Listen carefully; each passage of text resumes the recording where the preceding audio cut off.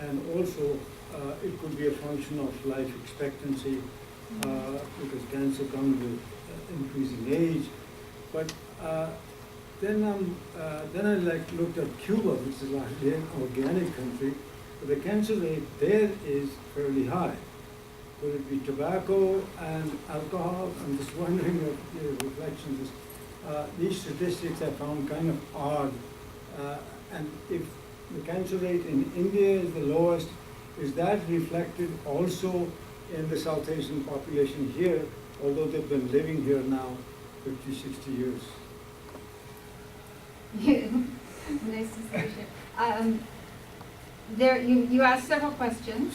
First of all, we did mention that once a population moves to a new area, their cancer rate tends to drift to the norm for that area as a result of the exposures. Although, and as far as India versus Cuba, I would probably the diet is much more vegetarian in India than in Cuba. There are, let's see, another question. In areas of South Asia where there's high levels of arsenic in the groundwater, there are higher levels of cancer, higher incidence of cancer. And pesticides. Yes, the other issue, it's really hard to know. The other issue when you're talking about comparing cancer incidence from various countries is the ascertainment. How many of them are you actually catching? How many very, very poor Indians are dying of cancer and we never know it, we never count them? Versus in Cuba where they have a very strong public health and they count everything. So it's really hard to tell because there are these uncertainties across areas and also uncertainties with ascertainment in India. The next question that comes here, what causes cancer? Lots of things are mentioned. I have to ask you, Meg, that the latest CMAJ medical journal has come up just last week. I'm surprised that no mention was made today. Something called radon. Have you heard of it? Yes. Yep. R-A-D-O-N. Yes. Radon is the second most common cause of lung cancer after smoking. Yes. Actually, it's on the list. Yeah. It's on the list, and I meant to mention it on the ionizing radiation. Yeah. That was, and sorry, I apologize, but radon is very important. And there are areas in Ottawa that do have high levels of radon in the basements, particularly associated with areas that are built on the Canadian Shield. So there are places, for instance, in Kanata. The only way you can find out whether you have radon in your basement is to check it, because neighbors, one person can have high levels of radon and the next door neighbor doesn't. You can't smell it or taste it or see it. It's just there. And radon and smoking together are very, very bad. So if you have an increase in cancer as a result of radon, you have an increase in cancer as a result of smoking. If you have both, then you have more, the increase in risk is much greater than just adding up the risks. The why I bring up radon, the medical community is going after the government. This is in this article, that you have anti-smoking campaigns, you have carbon monoxide campaigns, you have all kind of other campaigns. How about radon? Totally ignored. And it's very concerning. So I'm bringing up this information to you, that radon is a big concern. As Meg mentioned, there are monitors available. You can measure it, and you have to mitigate all that gas that is there. You don't smell it. It's like carbon monoxide. So that is the point I just wanted to mention. And it's in your handout. Now the other thing which was mentioned many times, members of the community say not our community, as anybody. Oh, it's in my genes. It comes in my genes. Well, that point should be clarified. What genes are we talking about? That we inherited? That plays not that big role. That's probably what it is. But everything comes through the genes. You cannot function without involving genes. So what happens is the genes change by what we do. Not what we inherit, what we do. And there is a name for it called epigenetics. From outside, you are changing the function of the gene. And so that should be very clear, because people blame genes, not primarily. Actually, gene is at your mercy, rather than you are at the mercy of the gene. I think I want to stress this point. It's not only cancer, in anything else. Genes, inherited genes play some role, but not that big. Nirmala, you had a question. I was also very surprised that the United States, who spends the highest amount of money on their healthcare, have the highest rate in cancers. And I'm just wondering what the medical community is feeding back to some of these people as to what should be done in order to take care of this situation. Well, the conventional medical community is, to my mind, not doing enough. There are groups of doctors who are saying we have to really change things in a big way to reduce this large number of exposures that can contribute to cancer. But then oncologists, there seems to be a lot of reluctance amongst them to raise these kinds of issues basically after the fact. So there's a few oncologists who have been very progressive, but it's absolutely true that we need to have the doctors recognizing and making a big deal about this kind of thing. And Prevent Cancer now there's a hematologist who's joining us on the board as of next month. So we are asking for that kind of thing.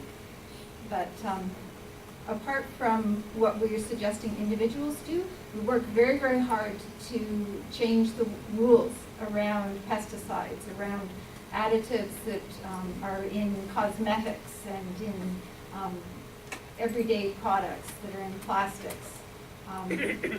The rules about how much radiation you can be exposed to from wireless devices. So we've been very, very active in the things we can't control individually. We have to have our government taking care of them for us. And you shouldn't really have to take a magnifying glass and a chemical dictionary every time you go to buy things in the store. But in Canada, we have a big problem because a lot of chemicals and devices are considered basically safe until they're proven guilty, as opposed to requiring proof of safety before we put them into the marketplace.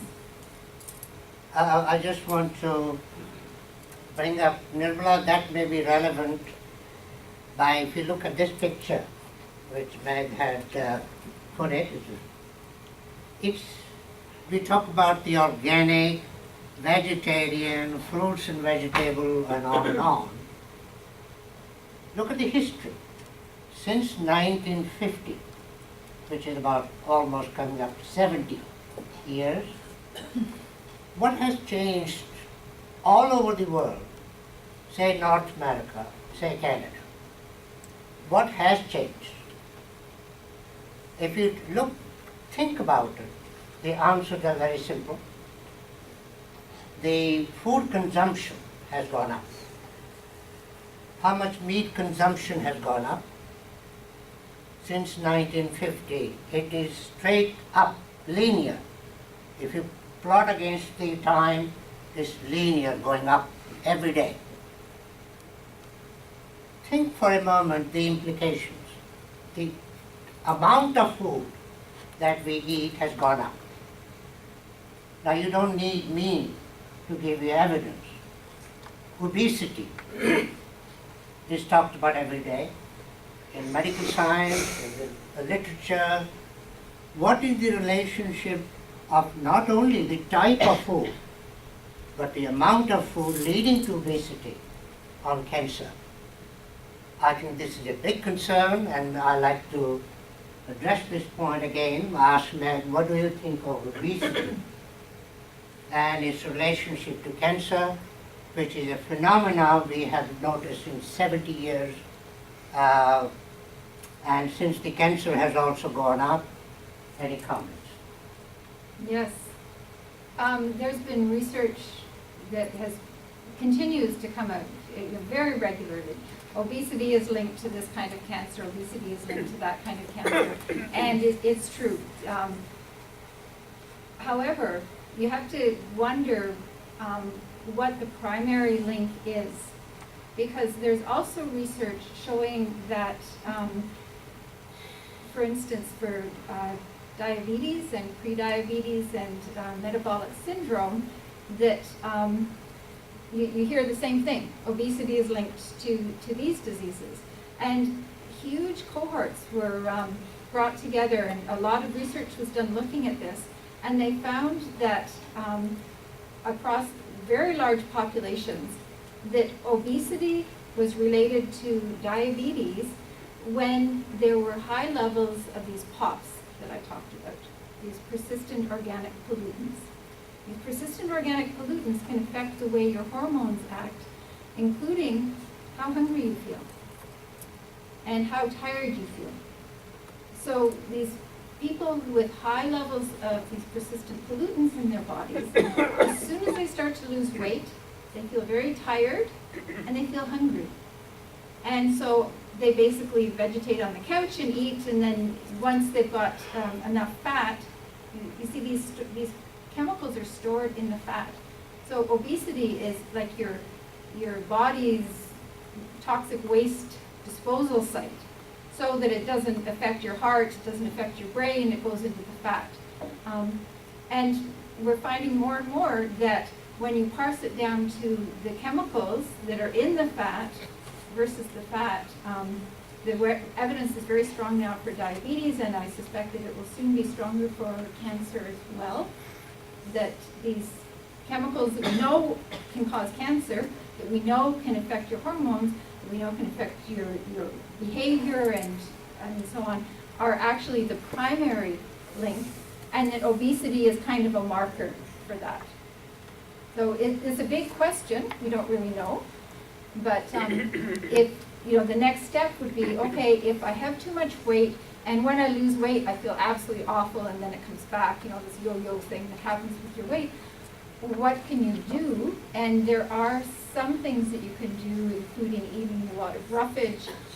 Some of these pollutants are excreted moderately well through sweat.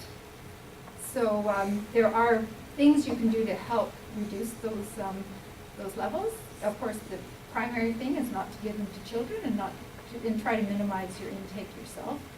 But the obesity question is very complicated. The indoor environment we already talked about. Radon is a big concern, and I think this slide is very relevant, that we must open the window, particularly in winter months. That's the hazard that we should be aware of. Can I go back to that slide, please? Yeah, that one. I see every object in this shows some danger. Something is happening here, that has couch has this vapor coming out, and this is environmentally dangerous. Where we are going to live? Yeah. That's exactly what I wanted you not to worry about when I talked about this deer in the headlights. The thing is that we make a lot of choices as we go through life. So when it's time to buy a new couch, you can say, okay, today I have a choice. And then you can make a safer choice. Today I have the choice of what paint I'm going to put on my walls, and you can make a safer choice. So it's not that you should change everything right away, but just recognize that we have choices and that we can make safer choices. I think we are not employing that to advocate everything. I think that is not the message. The message is very simple, that there is a correlation between what we have and try to improve on it. I think that's the message on it. The pesticides and so on and these chemicals. Actually, I'll ask Shiv here. In Delhi, the pollution is so high. I am, from the newspaper reports I hear, the incidence of cancer in Delhi is getting very high. Is there some truth to it, Shiv?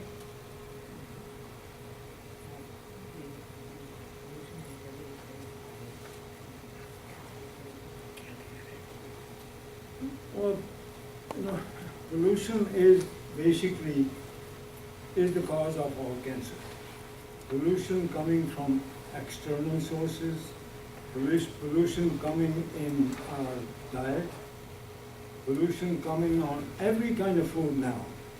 Seeds, which are, even the vegetarian seeds, for example, dals, beans, they're desiccated with pesticides, which are not even not for growing or inhibiting. So you can't even wash it off. They're inside the seeds, on the seeds. And then over on top of it, we're injecting materials as vaccines into people. Shiv, Coming back to Delhi, do you know any In Delhi, statistics? Or in any, well, Delhi is a smokestacks of chimneys, sulfur dioxide. No, do you know the all over place. statistics? That's my point. I know the pollution. What are the, do you No, know I any don't have any statistics. Oh, that's all the point. I think that's the point I wanted to ask you, if you know any statistics. No, Delhi doesn't stand out on like that. No. Okay.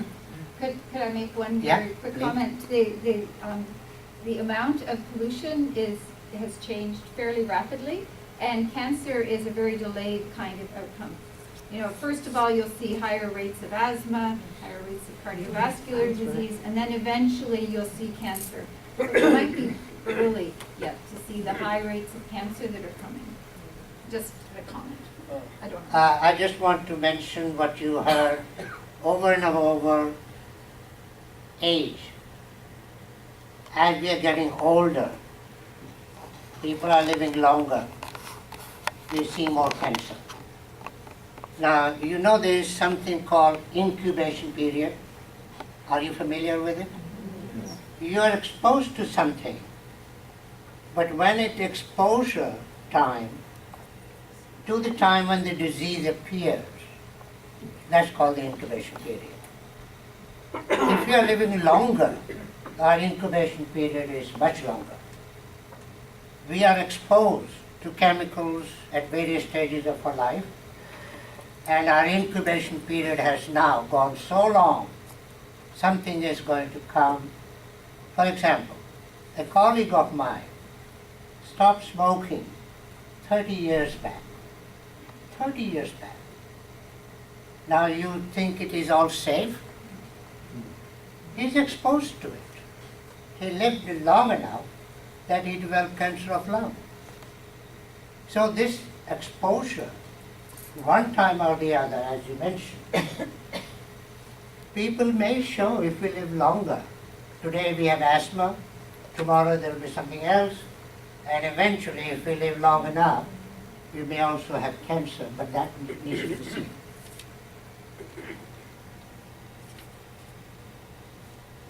Could you comment on these electronic devices?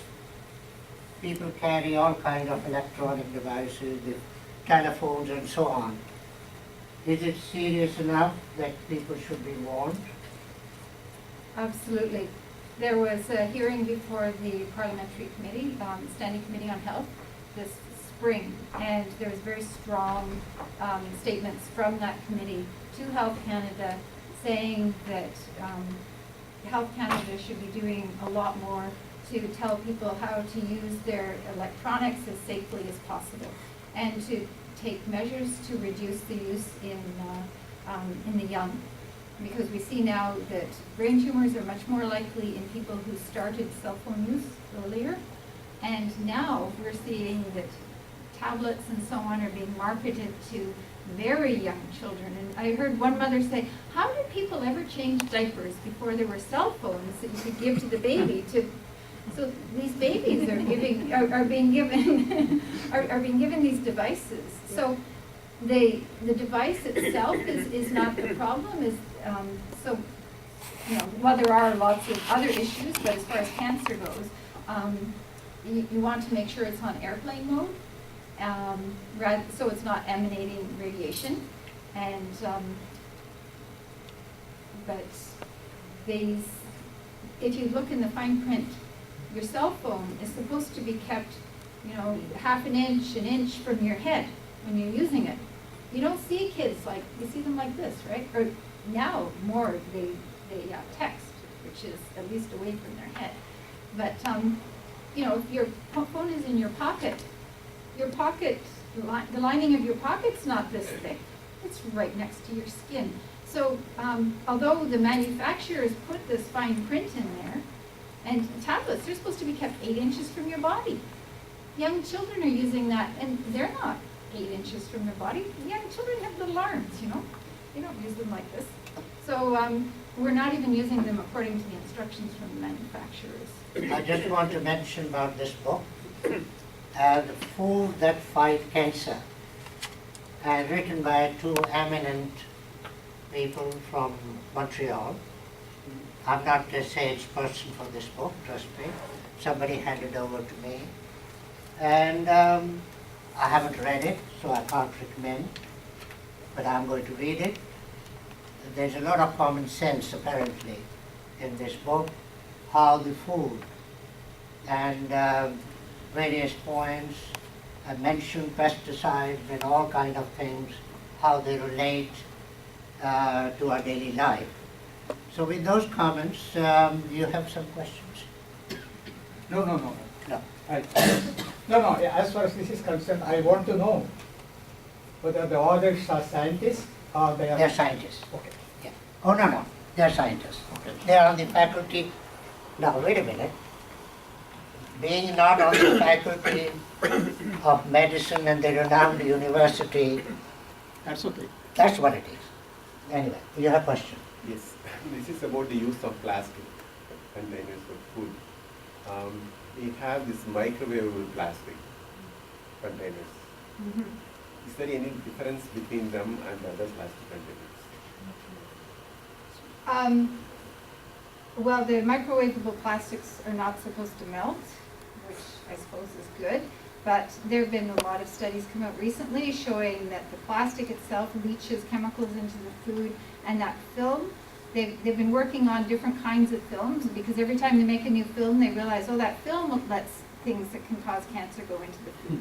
So then they make a new one, they say, oh, this one's perfect. Well, just last week, they came out and said, oh, the latest film is not very good. So if you have microwavable food, it's better to put it in glass, or put, you know, if you're making soup, put it into a mug. There's lots of alternatives. You don't need to microwave in plastic. Can you store it? At least can you use it for storage? Yeah, probably the best plastics for storage are the same ones as the most easily recycled, because the easily recycled ones don't have a lot of additives in them. You mentioned about radon. What is the kind of cancer that it could be? Lung cancer.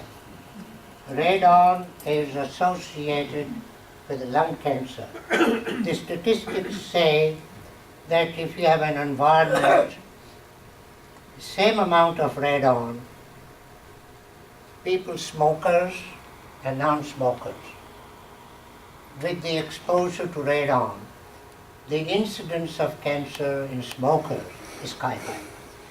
So radon has something to do with it. But when you say it is more in Karnataka, No, I didn't say that. no, I heard that in basement in Karnataka. That's one example. Yeah, as an example, whose responsibility is it? Is it the house, the homeowner, or Yes. as the municipality, or No. somebody else who has? It's the homeowner, and October is now becoming radon month, when it's a time when we try to raise awareness about it, because November is a good time to start testing for radon, because people close up their houses.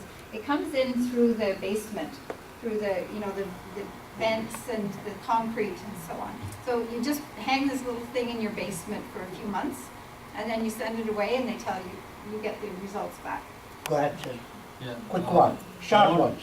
I want to know that, what are the triggers for, starting the cancer? Like, let's say, how long, the other thing has to be there in order to trigger, the cancer growth inside the body. I talk about, say, smoker.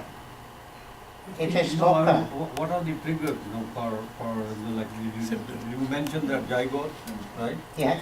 No. Don't talk about zygote here. Please. What I'm just saying, what I'm saying is that you think there is a controlling mechanism, right? No, For the growth, right? that's a mechanism. Right. That's a mechanism. Yeah, We are talking about the causes. okay, We are talking about the causes, not the mechanism. okay. The causes we already talked about, Mhm. a list of things, smoking to all these pesticides and pollution, everything, the food, all of these, 100 different reasons, then change the mechanism. So let's not talk about the mechanism. We talk about what makes the mechanism into operation. And this is what we just talked about. Yes, go ahead. How does barbecuing compare with steam cooking? Quick one. Barbecuing versus steam cooking. Steam cooking's better. Now, I think the point that you're making is that if you cook at a very high temperature, the moment you make the brown and dark color of the food, that's where the changes take place. That's where the concern is expressed. You are right. The barbecue versus steaming is better. Any other question? Yes, please. Would you please comment on short-term heavy concentration exposure to carcinogens, maybe one time or 2-3 times, as opposed to a low level ongoing? Oh, I can't question the body. I can Yeah, go comment please, go on ahead. that. There's long been this notion out there, heavily subsidized and put forward by chemical companies, that below a certain level, that it doesn't matter, your body will cope with it and so on. And for some chemicals that's true, but it's not always true. And for things like radiation, we know it's not true. And for persistent chemicals, we know it's not true. And for some chemicals that damage DNA, we know it's not true. And in fact, if you have one large exposure, or if you have a whole bunch of small ones that if you added them all up over time, it would be similar. You can end up with similar risks from very low but chronic exposures. May I just comment? It depends a lot upon the situation, but it's Last true. comment. The reason I asked that, this particularly applies to the cell phones, Wi-Fi, radiation, where they have been hammering this, oh, it's so low, it's non-ionizing, it does not produce any heat, and I think it's a lot of baloney. You had mentioned about Canadian Medical Association Journal, which have very recently said, put out an article where they expressed grave concern now about this low-level radiation. So I just thought I'd leave it on the table. I think that we conclude, and I'd like to thank you, Matt, and Samantha for coming over. I think they was very nice answers, and I thank you in the usual way. Thank you.